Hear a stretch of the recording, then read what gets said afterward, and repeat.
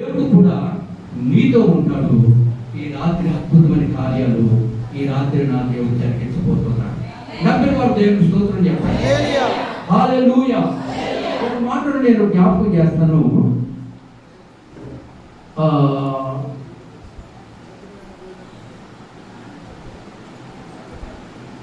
అపోస్తలుల కార్యాలు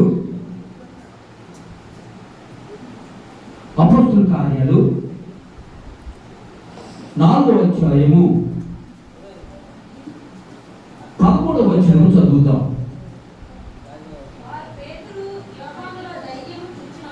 వారు పేతురు యోహానులను చూసండి. ఎవరు వారు అంటే ఎవరికి ఉన్నటువంటి వారు? ఎవరు? పేతురు యోహానులు కాదు. అక్కడ ఉన్నటువంటి వారు ఎవరంటే ఆ చుట్టుపక్కల ప్రాంత ప్రజలు. అక్కడున్నటువంటి వారు, అక్కడున్నటువంటి ప్రాంత ప్రజలు అంటున్నారు, ఎవరిని ఉద్దేశించి మాట్లాడుతున్నారంటే పేతురు యోహానులను ఉద్దేశించి మాట్లాడుతున్నారు. అక్కడున్నటువంటి ప్రజలందరూ కూడా జాగ్రత్తగా వింటున్నారా? వారు అంటే ఆ ప్రాంతంలో ఉన్నటువంటి ప్రజలందరూ కూడా పేతురు యోహానుల తత్వమా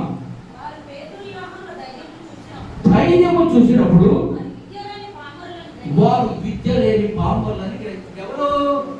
ఆ ప్రాంతం ఉన్నటువంటి ప్రజలు, ఆ ప్రాంతాన్ని దర్శించినటువంటి వారు ఈ పేతురు యోహానులను చూసి అంటున్నారు, అయ్యా వీరు ఎలాంటి వారు? విద్య లేని పామరులు. వీరికి ఎలాంటి ధైర్యం ఎందుకు వచ్చింది? ఈ ధైర్యం గల కారణం ఏంటి అని కింద వచ్చిన చదివితే ఆశ్చర్యపడి వారు యేసుతో కూడా అది వారు ధైర్యం ఏంటి? అమ్మాయి చూడాలి ఒక నిమిషం.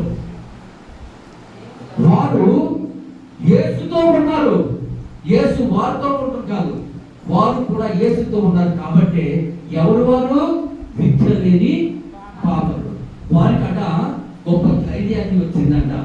ఎప్పుడు ధైర్యం వచ్చింది? దేవునితో ఉన్నప్పుడు. దేవుడు నీతో ఉంటే సరిపోదు, దేవునితో కూడా నీవు ఉండాలి. ఎప్పుడైతే దేవుడు నీతో ఉంటాడో ఆటోమేటిక్ ధైర్యం వచ్చేస్తుంది. ఎవరు నీవు? విద్య లేని పాపలు రావు. ఎవరు నీవు? చదువు సంఖ్య లేదు. ఎవరు నీవు? నీ కుటుంబంలో ఆ ఎన్నిక లేని దాని నువ్వు. నీ కుటుంబంలో అస్తవ్యస్తమైన పరిస్థితులు ఉన్నటువంటి దానికి చూసారా ధైర్యం వచ్చేసిందంట. ఆ చుట్టుపక్కల ప్రాంత ప్రజలందరూ కూడా అనుకుంటున్నారంట, అరే వీరెవరు అసలు విద్య లేని పాపలకి ఇంత ధైర్యం ఎక్కడ వచ్చింది అని అనుకుంటే వారు ఏమంటున్నారంటే చక్కని మాట, ఆశ్చర్యపడి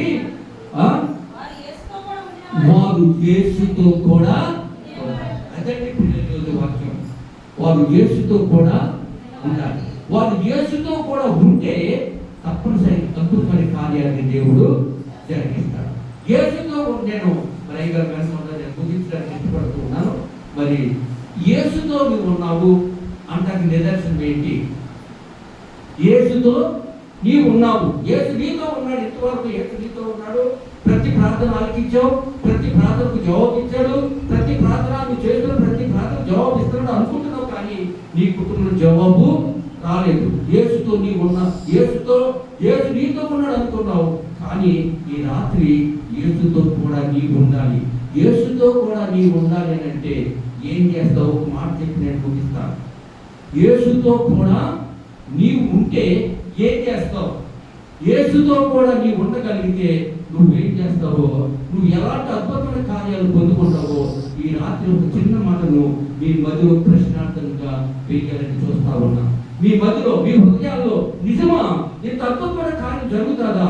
ఇంత ఆశ్చర్యమైన కార్యం ఎలా జరిగిస్తాడు దేవుడు అని మీ మధ్యలో ఒక ప్రశ్నార్థకాన్ని నేను వేయబోతున్నాను. జాగ్రత్తగా గమనించాలి. ఒక పాస్టర్ గారట, ఒక విశ్వాసి ప్రార్థనకు రాలేదంట. ఆదివారం ఆరాధనకు రాలేదట.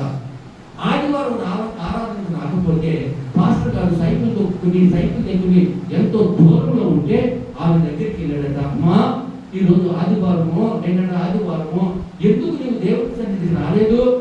ఎందుకు నువ్వు రాలేదని ఆ ఎండలో పడి పాస్టర్ గారు సైకిల్ తొక్కుని ఆ విశ్వాసి దగ్గరికి వెళ్ళాడట.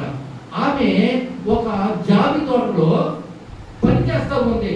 ఆ జామి తోటకు కాపలా కాస్తూ, ఆ జామ తోటను సంరక్షిస్తూ, ఆ జామ తోటలో పనిచేస్తున్నటువంటి కూలి ఆమె దగ్గరకు సేవకుడు వెళ్ళాడు.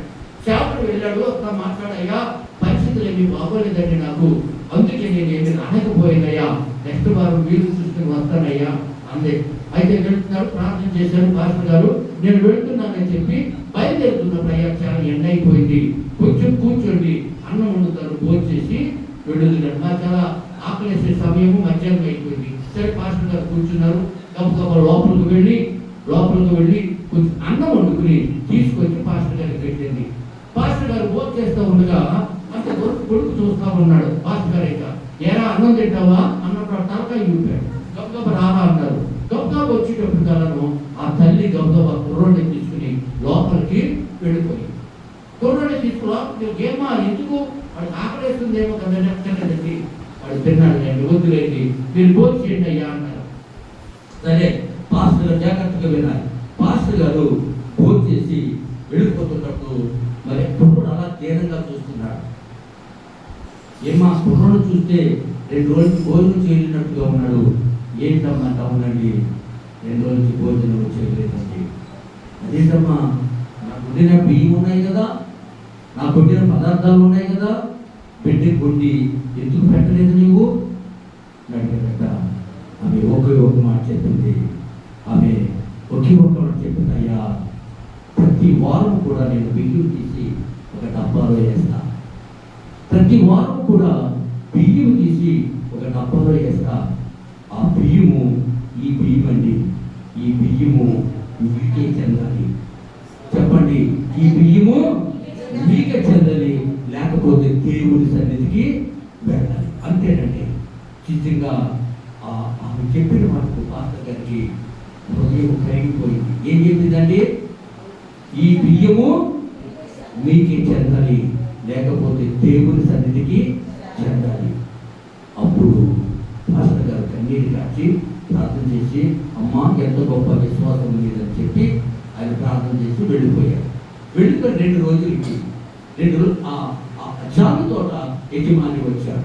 జామ తోట యజమాని వచ్చి, అమ్మా ఇంతకాలం నా జామ తోటను సంరక్షిస్తున్నావు, ఇదిగో అని చెప్పి 5 ఎకరాల జీవి తోట మామిడి జామ తోట ఆమె పేరున రాసేసి ఆ కాగితం లిస్ట్ చేసి అమ్మాయికి ఇచ్చేసారు. నమ్మే 5 ఎకరాలు మా జామి తోట అమ్మే వాళ్ళకి రిజిస్ట్రేషన్ చేసేసి అమ్మాయి పేరున రాసి ఇచ్చేసాడు. ఎప్పుడో తెలుసా దేవునితో నీవు ఉన్నప్పుడు అది చక్కని సాక్ష్యం.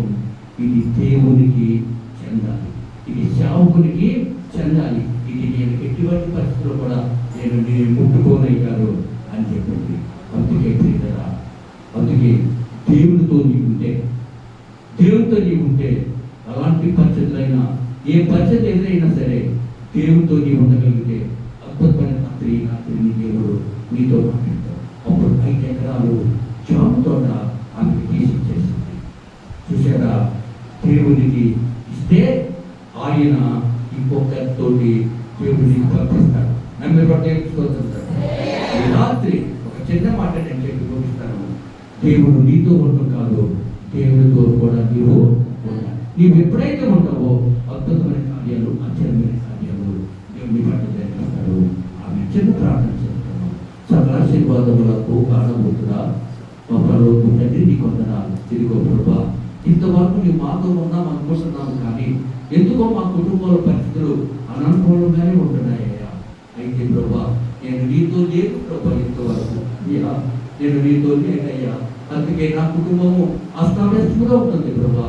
ఈ రోజు నీ దాసుని ద్వారా నాతో మాట్లాడవు బాబు, నీ కొందనాలు అయ్యా. ఈ రోజు నుంచి నేను నీతో ఉంటాను అని సమర్పణ కలిగిన ఆయన నీ బిడ్డల్ని ఆ శక్తిగా పెట్టినట్టు నీ బిడ్డలు బట్టి నీకు స్తోత్రాలు చెల్లిస్తూ, ఇచ్చిన అవకాశాన్ని బట్టి నీకు స్తోత్రాలు చెల్లిస్తూ దేవుడి మాటలు దీవించుగాక ప్రార్థిస్తున్నాను. దేవుడి మాటలు దీవించుగాక.